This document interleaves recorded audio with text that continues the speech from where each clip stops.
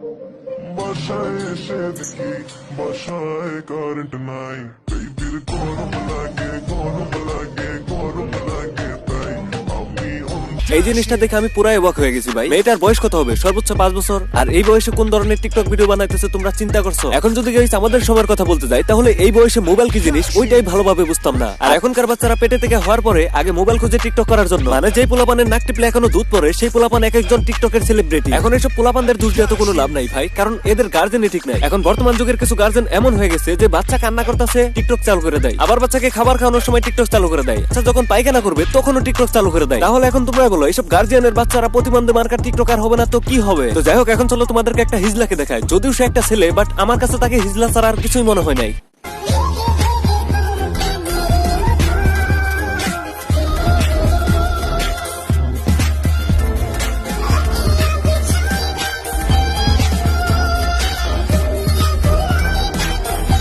Guys, তোমরা হয়তো একটা খবর ভালো করে পাইছো যে বর্তমানে আমাদের বাংলাদেশের কিছু মাদারচোদ নামক ছেলে তাদের লিঙ্গ পরিবর্তন করে মাদারচোদ নামক মাগি হয়ে গেছে। যেমন তোমরা এই মাগিটাকেই দেখো। Everybody says, who does he think he is? I just told you who I thought I was. A guy.